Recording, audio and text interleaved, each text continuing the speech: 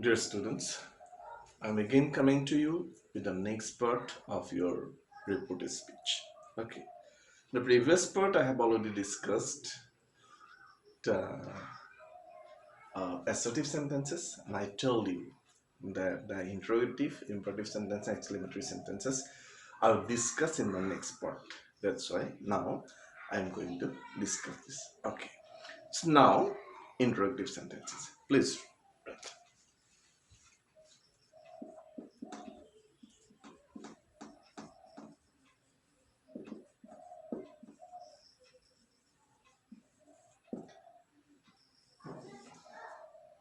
And the topic is definitely reported speech.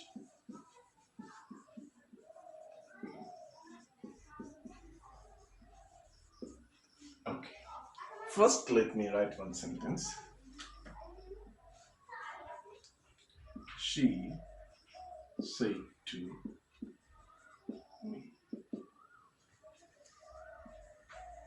do you play football? She said to me, do you play football? And when you have to change this one, you write she asked me, not told, neither said, asked because it is a question. Ask me. Then two new words. One of the boat you have to put here, if or whether. Which one looks good? Which one looks suitable? You have to apply that one. Okay. If or whether. And as it would ask to me, he said to me. That's why I'm right. I played. So again, the changes have taken place here. You can see. She asked me because this is one question. Instead of told or said, I would ask if or whether. But don't put the two. Put only one. If and whether are interchangeable, but in some sentences. If looks suitable in some sentences, whether looks suitable, the whichever is suitable for you have to put that one. Then, as it was asked to me, so instead of you, I have put. Then played I have written and football I have written. But this part is important. Let me explain why and how these kind of changes have taken place. And where has this do gone? Actually, this is one question. That's why do is here, but this is a statement. Do is not there. In indirect narration, you should never keep the sentence in question pattern. The indirect narration, it is always an assertive sentence. Okay. That's why I have always said goodbye to do. Do should not exist here because this is not a question. Second part here, said is given. As it is given said, that means it is in past tense. Okay. That's why, as our rule says, simple present changes to simple past. The sentence is in simple present, though in interrogative, but in simple present tense, and that's why it has changed to simple past tense. I played football. Previously, do you play football? That means it was in one question. Here, I played football. This is in assertive sentence. Actually, some students might think instead of you play football,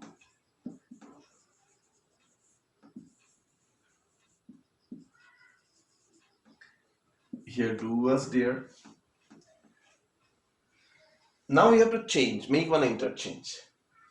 Here you see, in the question, it is first the verb comes, then the subject comes. Verb subject agreement.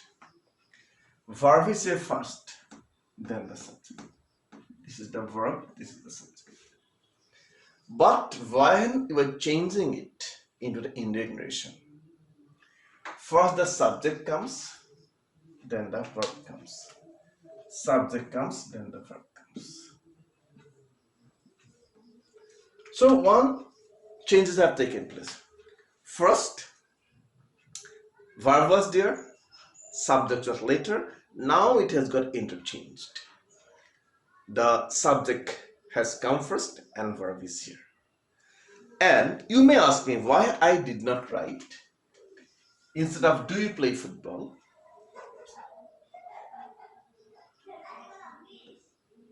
I did play football. This question might rise in your mind. Those persons did. Okay, changes we have made.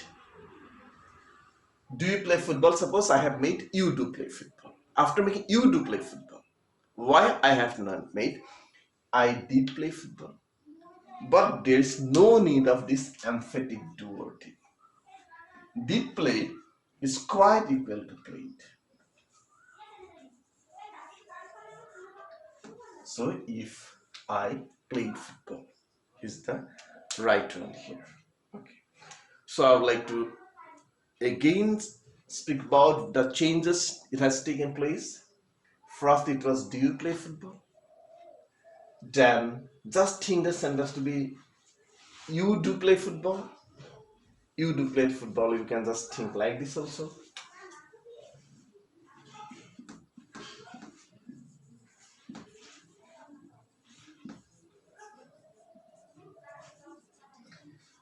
Do you play football? Suppose changes to you do play football.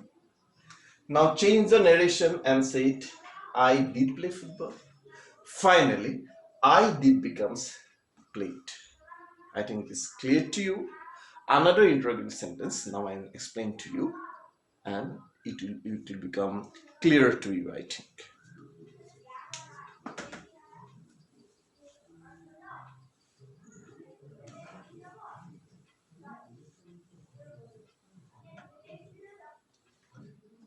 She said to me, where do you live?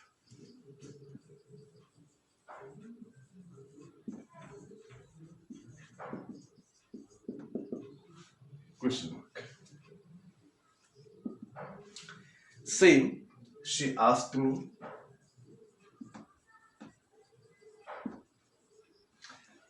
As I told in the previous sentence, put if or whether.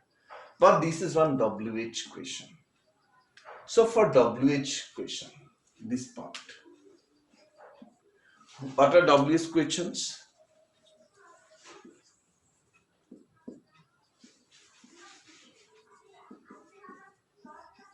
Beginning with how, what, where, like that.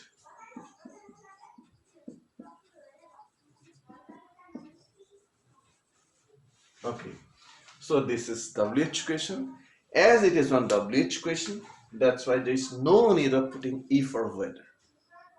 Just put the word, question word here, WH word here. That's why he asked me where. Up till now, I have done. Just simply write he asked me or she asked me, whatever it is given, then put the WH word. Now changes will take place. Do you play? Just think, do you play like you do play?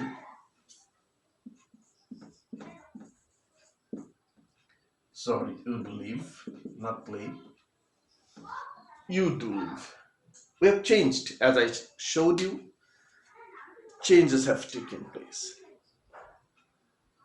You do play, here subject has come first. Previously it was do you play or did you play, something like that. Now we make the changes. You will change to I. Do will change to suppose did. Live will say where I did live. But this is wrong. That's why This did leave will become lived. And now write like this.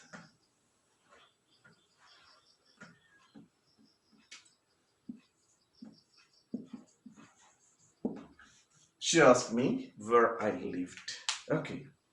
Here no need of E for whether, just the WH word. Okay.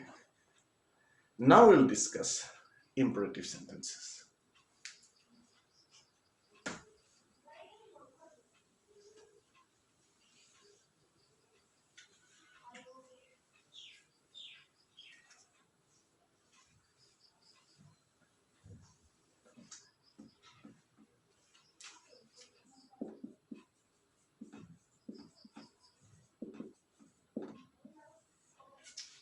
Imperative sentences. What are imperative sentences? Let me tell you.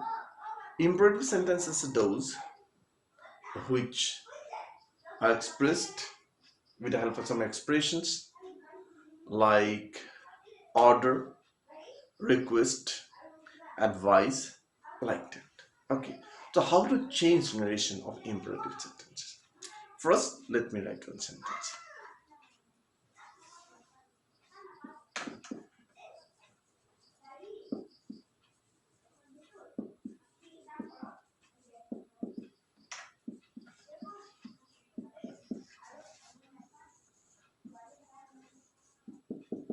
Father said to me, don't go out.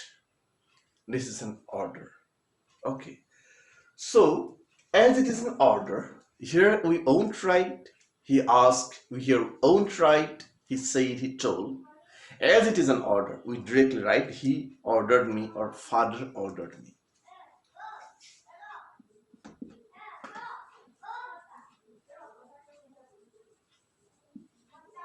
Father ordered me to do something, here happens, or not to do something, here happens. Here it is a negative sentence, that's why you write not to. If it is positive sentence, then we write to. Negative sentence, just write not to. After to, which not or without not, always the verb comes.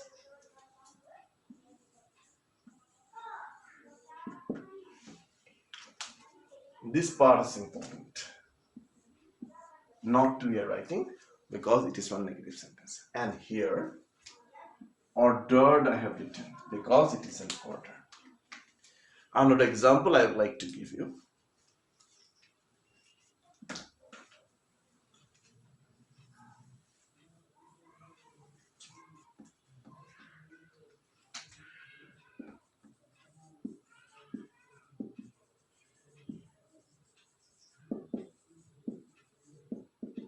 My friend said to me,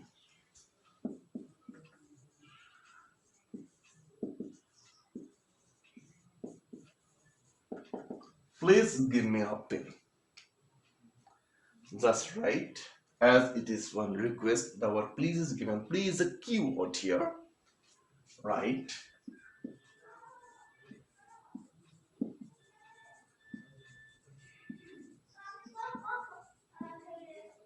My friend requested me to. It's an affirmative sentence, that's why to. Previous one was negative sentence, that's why we use not to. To give. And this me will change to him because my friend was asking.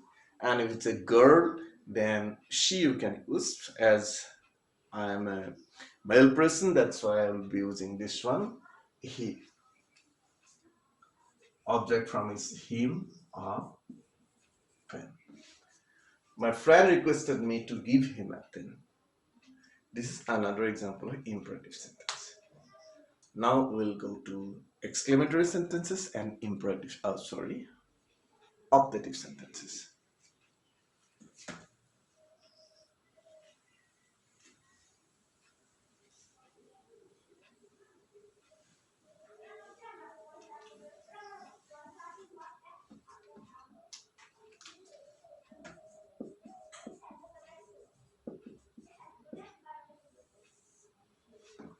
Optative sentences. There are actually four basic sentences are there, but this is a part of exclamatory. Optative sentences. One sentence. The old man said to me,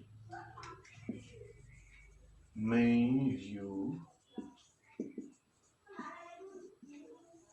live long. The old man said to me, may you live long. Okay. So this is an optative sentence, and we'll change it to the indirect narration. First, we'll write the old man wished, because this is a wish.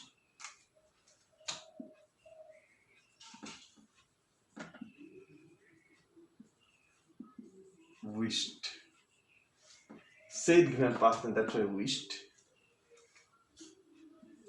That wished me also you can write, but without writing me, you can write wish that. Person is I, that's why I. This may will change to might.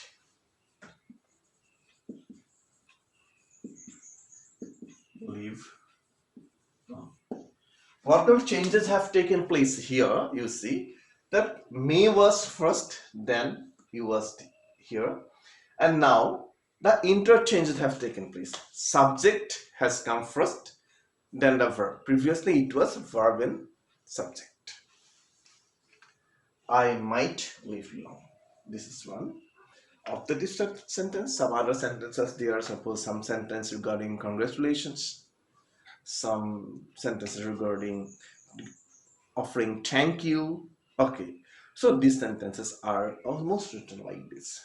Okay, another example I would like to give to get it clearer.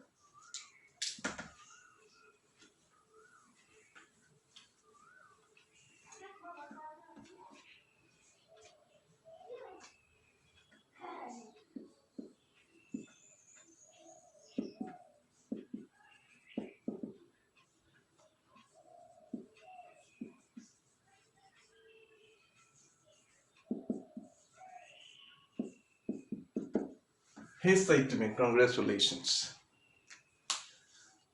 No problem, just write.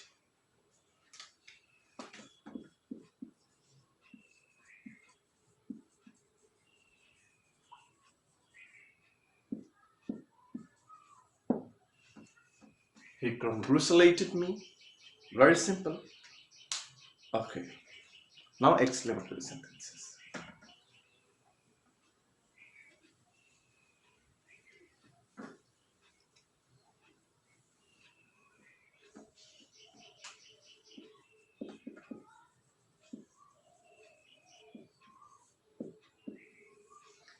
Exclamatory sentences. In the exclamatory sentences, we express our feelings.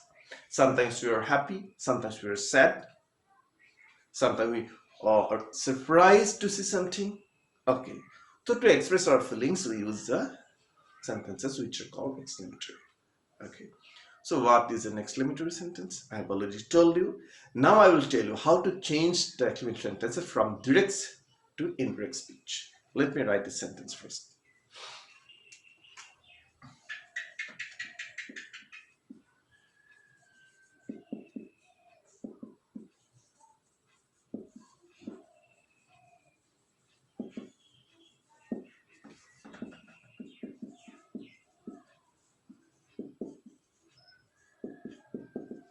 What a beautiful picture is this. He said, what a beautiful picture is this. And now, this is one exclamatory sentence. How to change the narration?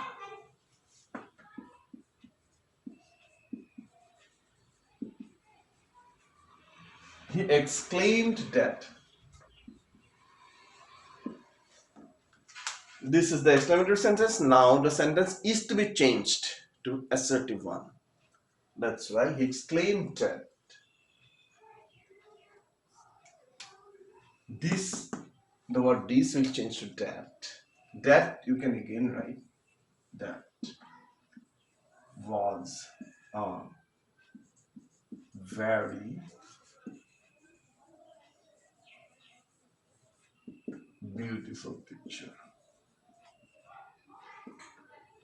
Okay. He exclaimed that. That was a very beautiful picture.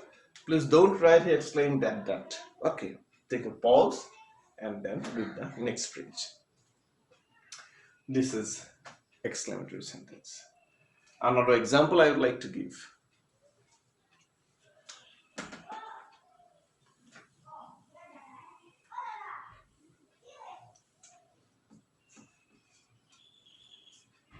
He said,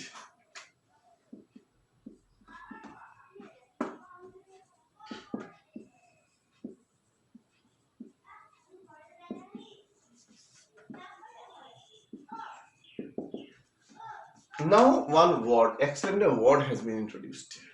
He said, hurrah, we have won the match. So when exclamatory word is present, we make a little bit change in reported speech.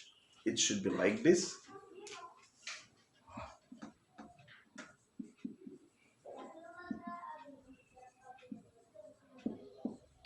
He exclaimed with. In the previous one we wrote he exclaimed that. Here he exclaimed with. Now we'll try to understand the feeling of the person, feeling of the speaker. What he said. Hurrah, that means he said, hurrah, we have won the match, we have won the game. That means he's happy. Joy, happiness is there. That's why exclaimed with joy you can write. That we have won the match will change like this. Day will become day. Have will become had. One seen the match. Oh, sorry. This is not good. He exclaimed with joy that they had won the match. So this is exclamatory sentence. Okay. So these sentences I have already discussed all the sentences: assertive, interrogative, imperative, optative also, then exclamatory sentence. And I think you have understood all those. And sometimes as we're explaining these kind of things, questions are asked by the students like this. Sir, you have already discussed how to change from direct narration to indirect narration, and you have not discussed anything how to change from indirect to direct. Actually, it is like that. When direct to indirect is discussed, all the rules are memorized. When all the rules are known and when you become expert in changing from the direct narration to indirect narration, then automatically the reverse set of rules will be starting to create here something, some logical things inside your brain that you automatically will understand how to change from indirect to direct. Just opposite of this one. Whatever we have followed here, we just follow the opposite of that one and do exactly how to change from indirect to direct. And from indirect to direct, this is there only in our SEBA syllabus, but in CBSE syllabus, indirect to direct is not there. In that syllabus, only direct to indirect is given. And in our life also, I think from indirect to direct is not too much important. Because whenever he says something to us, we have to impart it to the other person. Then we have to change from direct to indirect. But for the learning sake, sometimes we learn how to make it from indirect to direct. But I don't think it is so much important. Anyway, I think you have already understood all the sets of rules I have discussed here. And one thing is there, that for this lots of exercises are there in a question bank, and you can go Rand and Martin also. One very good set of exercises are there for reported speech. Go one after another, try to solve every problem. And in our doubt clearing classes, some doubt clearing classes are also there. In the doubt clearing classes, you can ask me, and if I find out time, if I can manage time and the routine, I can find out a space, then I think I will solve some narrations for you And the next video, I am coming with some other topics. The grammar syllabus is not too much longer. It's a short one, and I have already done the voices one. Preposition is to be done, but preposition I think it is not taught. It is to be memorized, and an approach to English grammar. Can go there, and there you can find out appropriate prepositions. So thank you, my students, for today. This is all about your narration changing. Thank you.